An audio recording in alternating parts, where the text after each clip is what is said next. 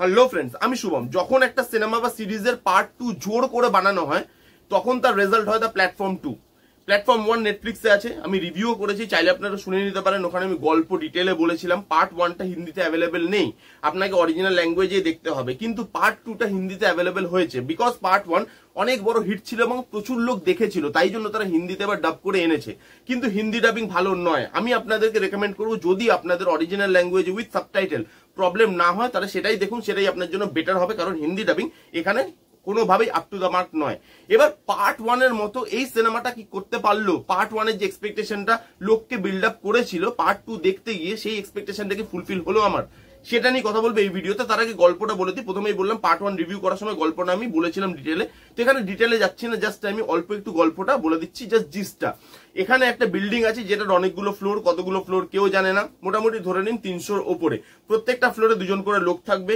সেইখানে প্রত্যেকটা ফ্লোরে দিনে একবার খাবারের একটা প্ল্যাটফর্ম নামবে, যেখানে ওয়ার্ল্ডের বেস্ট শেফরা বেস্ট কুইজিন গুলো আপনাকে সার্ভ করবে আপনার পছন্দ মতো। বাট প্রত্যেকটা প্ল্যাটফর্মে বা প্রত্যেকটা ফ্লোরে ওই প্ল্যাটফর্মটা 2 মিনিটের জন্য দাঁড়াবে। 2 মিনিটের মধ্যে আপনাকে খেতে হবে। কোনো খাবার আপনি আপনার কাছে রাখতে পারবেন না, কারণ কাছে রাখলে তারা শাস্তি দেবে। সেই প্ল্যাটফর্মটা নিচে চলে যাবে নিচের মানুষের জন্য। এবার এই খাবারটা নিয়ে প্রত্যেকটা ফ্লোরের মধ্যে কি করে ঝামেলা লাগছে এবং এই খাবারের মধ্যে দিয়ে আমাদের সমাজকে কিভাবে তুলে এনেছে সেটাই দেখায় এই সিনেমাটা। এবার এই সিনেমাটা নিয়ে কথা বলবো, পজিটিভ দিক নেগেটিভ দিক। প্রথমেই আমি যদি বলি প্ল্যাটফর্ম 1 এর মতো হলো, উত্তর না, কোনোভাবেই ওই লেভেলটা রিচ করতে পারেনি। প্ল্যাটফর্ম 1 যে লেভেলের সিনেমা এবং লোক যত ভালোবেসেছে তার একটা কারণ ছিল। বাট প্ল্যাটফর্ম 2 আপনি দেখলে বুঝতে পারবেন খালি ওই ফ্র্যাঞ্চাইজ ভ্যালুটাকে ক্যাটার করার জন্য এটা বানানো হয়েছে, খালি ওই ফ্যানটাকে ক্যাটার করার জন্য বানানো হয়েছে। এখানে অডিয়েন্সকে পুরোপুরি ঠকানো হয়েছে বলে আমার মনে হয়, কারণ প্ল্যাটফর্ম 2 আমার একদম ভালো লাগেনি। কোনোভাবে এই সিনেমাটা আমার জন্য জাস্টিফাই বলে মনে হয়নি। কেন, সেটা আমি নেগেটিভ দিকে আসছি।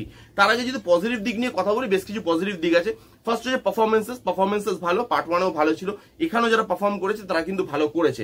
এসেন্সটা রাখা হয়েছে। পার্ট 1-এ সিনেমাটা র ছিল, নিউডিটি, রুটনেস, এই জিনিসগুলো সিনেমাটার মধ্যে থাকে, যেহেতু সমাজ নিয়ে একটা মেসেজ আমাদেরকে দিতে চাইছে, তো এখানেও ওই রনেসটা ফিল হয় এবং ওই এসেন্সটা কিন্তু মেনটেন করে তারা। এবং এখানে যেভাবে মেসেজটা ডেলিভার করা হয়েছে সমাজকে নিয়ে, সেইগুলো বেশ ভালো লেগেছে। একটা মেসেজ আছে যেটা হচ্ছে যারা 1 নম্বরে থাকে, মানে যারা সমাজের উপর তলার মানুষ, তাদের রেসপন্সিবিলিটি সমাজের নিচের তলার মানুষরা কিভাবে বাঁচবে, কি সম্বলে বাঁচবে, এবং সেই মেসেজটা যেভাবে উঠে আসে যে যারা উপরের তলায় থাকে তারা কিভাবে নিচের তলার মানুষকে হেল্প করছে এবং সমাজে এই ব্যালেন্সটা থাকা উচিত, এই মেসেজটা ডেলিভার হয় খুব ভালোভাবে। এবং এখানে আমরা আরেকটা মেসেজ পাই যে আমাদের সমাজে একটা আইন কানুনবদ্ধ সমাজে তো আমরা থাকি, আপনি যেখানেই থাকুন সেখানে একটা আইন কানুন থাকে এবং বেশিরভাগ লোক সেই আইন কানুনটা মেনে চলার চেষ্টা করে, কিন্তু কিছু অসাধু লোক আছে যারা সেই আইন কানুনটা মানতে চায় না এবং সেই জন্যই সমাজে ওই ব্যালেন্সটা বিগড়ায়। যারা নিচের তলার মানুষ বা যারা ওই আইনটাকে মেনে চলার চেষ্টা করছে তারা ভাবে যে লোক, অন্য লোক যখন মানছে না, কিছু লোক তারা যখন মানছে না,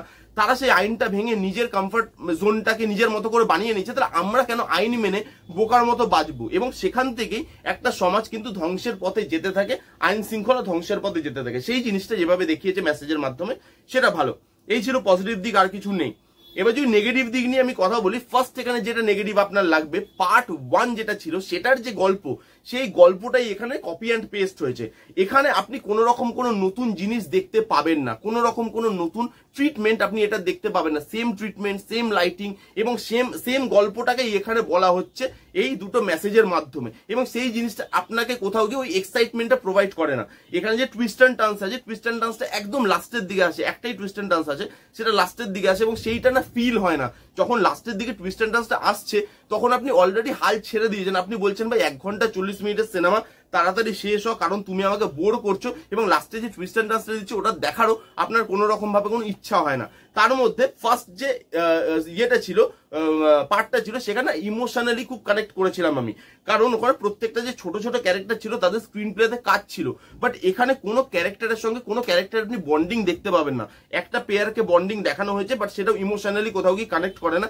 এই সিনেমাতে ইমোশনটা খুব ভাবে ল্যাক করে। আপনি যদি প্ল্যাটফর্ম দেখেন, ওখানে মেসেজ তো দিচ্ছে, ওখানে রনেস আছে, কিন্তু তার সঙ্গে ইমোশনটা ভালোভাবে ফুটে আসে। বাট এই সিনেমাতে ইমোশনটা কোথাও গিয়ে আপনার জন্য কাজ করবে না এবং প্রত্যেক জায়গায় আপনার মনে হবে জোর করে ইমোশন ঢোকানো হচ্ছে, এবং এখানে যেভাবে রনেসটাকে ঢোকানো হচ্ছে সেটাও ফোর্সফুলি লাগবে।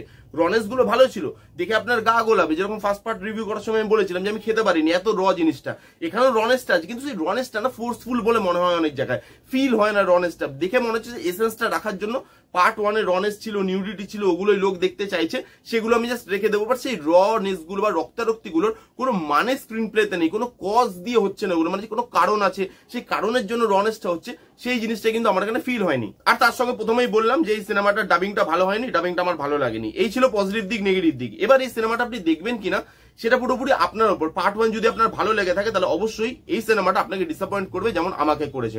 এই ছিল দ্য প্ল্যাটফর্ম 2 এর রিভিউ। কারা কারা দেখেছেন কমেন্ট করে জানান, যারা দেখেননি যান গিয়ে দেখুন, তারপরে কমেন্ট করে জানান কিরকম লাগলো। রিভিউটা কেমন লাগলো জানাতে ভুলবেন না। ভালো লাগলো please give it a Thums up, like করবেন, কমেন্ট করবেন, শেয়ার করবেন, চ্যানেলটাকে মাস্ট সাবস্ক্রাইব করবেন। দেখা হচ্ছে নেক্সট কোনো ভিডিওতে। ততক্ষণ bye bye, take care and be safe.